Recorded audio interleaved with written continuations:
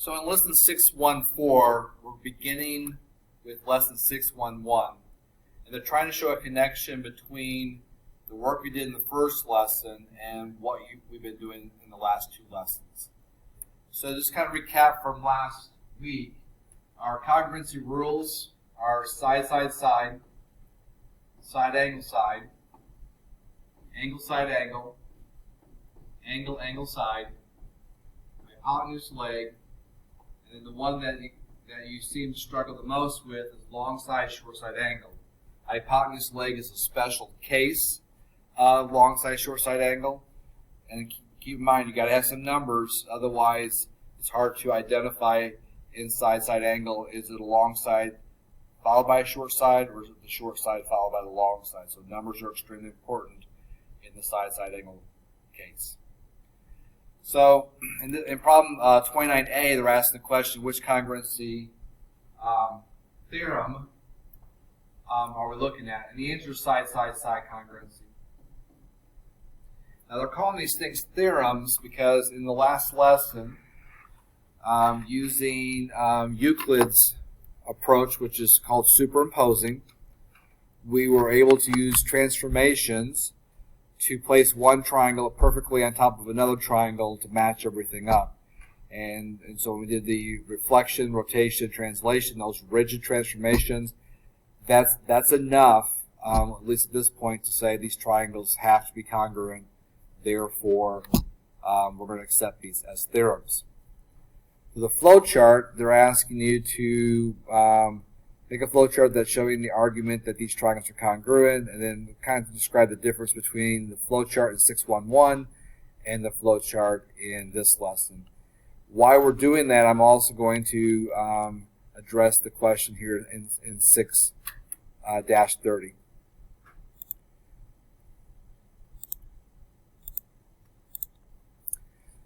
So in this first problem, I'm going to approach this as in the same way we did in lesson 611.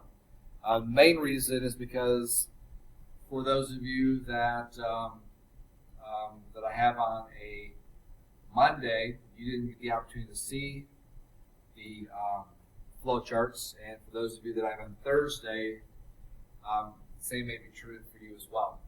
So when we did this in lesson 611, we talked about the fact that I compare AB and FD together, and when we divide those two things, we get a scale factor or zoom factor of 1, because 6 divided by 6 is 1. And the information about the side lengths are given to us. I can also pair up AC with EF, and for the same reason, we're looking at a value of 1, because the scale factor 7.5 divided by 7.5 is 1. And then the BC and E would also give me a scale factor of 1 for the same reason, because 4.5 divided by 4.5 is 1. And using lesson 6.1, we can say these triangles are similar to each other. The triangle ABC is similar to triangle FDE by side, side, side similarity. And that goes back to the work we did in chapter 3. We extended that to include another step by saying that these two triangles, not only are they similar to each other, but they must also be congruent to each other, because the scale factor or zoom factor is always 1 between corresponding sides.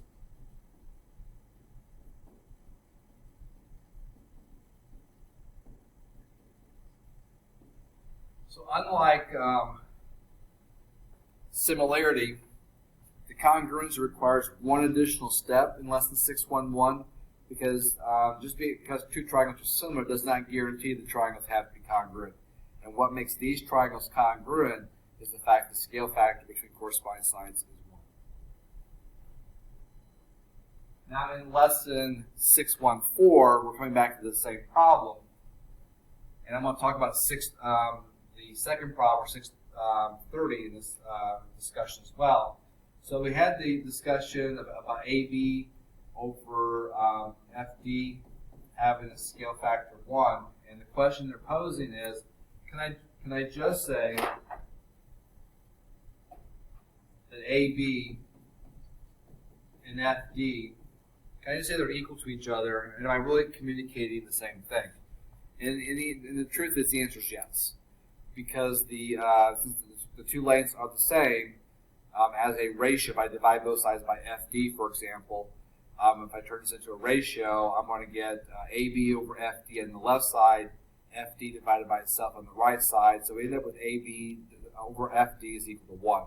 So I can algebraically show that we are writing a little differently, but the scale factor is going to be 1 if we write it this way. And that's given to us in terms of information. And then we can say that AC is equal to EF, the same reason it's given. And we can say that BC is equal to DF, the same reason it's given. Now, one of the differences between lesson 6.1.1 and 6.1.4 is because of all the work we did in 6.1.2 and 6.1.3, we can actually just simply say the triangle ABC is congruent to triangle FDE by side, side, side congruency. After completing the last two lessons, especially with the superimposing steps that we did with rigid transformations, that's going to be enough now to say that triangles are congruent. We don't have to go through the step of saying first they're similar, now we're going to prove that there's a scale factor of 1, therefore triangles are congruent. We're going to take those two steps now and combine them into 1. So starting here, and if you've not completed these problems, starting here, you're going to be trying to prove the triangles are congruent. And make sure that the congruency fits one of those patterns. So if you were in class last week, one of the things I talked about the top of the flowchart proof is what do we know? And what do we know may be given to us, or maybe something that we can say because we have some rule, like angle sum rule, or we have vertical angle rule, we have alt interior angle rule. We have these different rules we talked about in the previous chapter. You may have Pythagorean theorem if we're using right triangles. And then based on what we know, then what can we say? Now, in terms of the flowchart proofs, at this point, they're trying to keep things pretty simple. So most of the flowcharts you're going to be dealing with will either have 4 loops in it, like this one does, or with hypotenuse leg, it would be 3 loops because all we need is a hypotenuse and a leg. The right angle is kind of implied there. And so just keep in mind that when you're doing these proofs, you're probably going to have 4 loops. So go ahead and look at this problem and see if you have enough information to fill in the loops, indicate the reason. Is it given or is there a rule for it? And are those triangles congruent, and which of the patterns previously discussed is the best pattern to say we have congruent triangles? When you're finished with this pair of triangles, turn the video back on to watch it, and the concluding statements, and then we'll move on to the last problem in this lesson. So we can say that PQ is equal to ST, and that's given, so both have a length of 6. We can say that angle P is congruent to angle T. For the same reason, they're both 120-degree angles. Hopefully you decided the third piece of information that we could mark would be angle R. There are 4 angles at R. By simply saying that angle R's are equal is not enough information because there are 4 angles at R, you have to label the angles with 3 letters. So the 2 that I've marked, angle PRQ, that would be the angle here on the left, and then the angle on the right, which is angle SRT. Those 2 angles are congruent to each other. And the reason why is because vertical angles are always congruent. We proved that back in chapter 2. So because of that, we can say the triangles are congruent. So triangle QPR is congruent to triangle STR by an angle side angle congruency. So we basically have going from the right angle first, the angles are first, the 120 degree angle second, then we've got angle, and then we finish off with the side last. So angle side or side angle. Okay, in this problem, same approach. What do we know?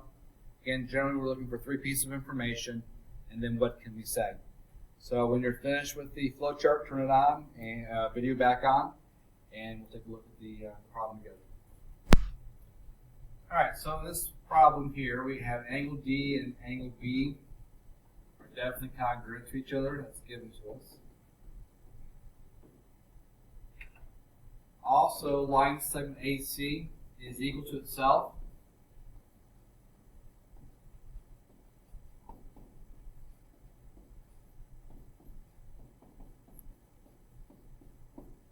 And quite often I'm going to refer to this as reflexive property.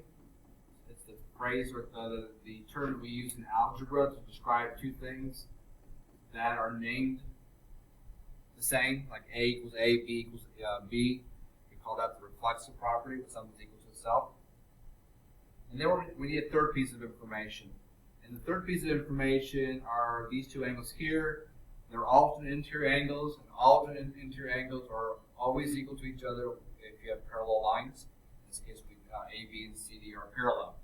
So angle BAC is congruent to angle DCA.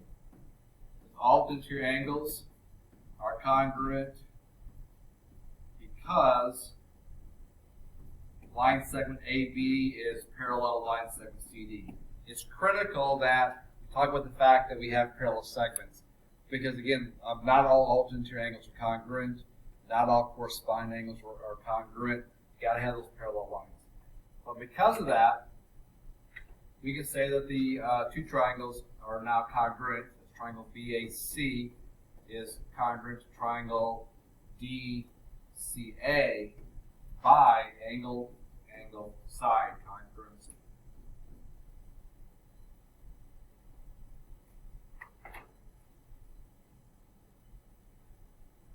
So in our next one, actually let's do the next 2. And so go ahead and do problem B and problem C. When you're finished, turn the video back on. So we're already told that angle G is congruent to angle I because we're both 50s. And we have compared vertical angles, so we know that angle GHF is congruent to angle IHJ because vertical angles are always congruent. And this was given to us. But after that, there's no additional information that we can mark. And actually, if you think about the idea of a reflection here, to match everything up, line segment JI and FG would fall on top of each other, and they're different planes. So these triangles are not congruent. In this problem here, we definitely have a pair of right angles, but if you look at the side lengths, triangle TUV, the lengths are definitely bigger or longer than TUS. So again, this is another example of a pair of triangles that are not congruent to each other. So the last problem, go ahead and see if you can complete a flowchart for this problem, and then turn the video back on when you're finished. So in this video, I've already got the problem started. I went ahead and used the Pythagorean theorem to find the length of PQ, which is 5. So in doing so, I can say that Km and RQ are equal to each other, 13. So that's given. The angles at L and P are congruent to each other. That's given. And by using the Pythagorean theorem, I can say that LM and PQ are each other. LM is given. Line segment LM is given. And PQ is the segment is found using, or abbreviate this, is found using the Pythagorean theorem. So based on this, we can say the triangles are congruent by hypotenuse length. Now there's some other options here, but that's the one that would work.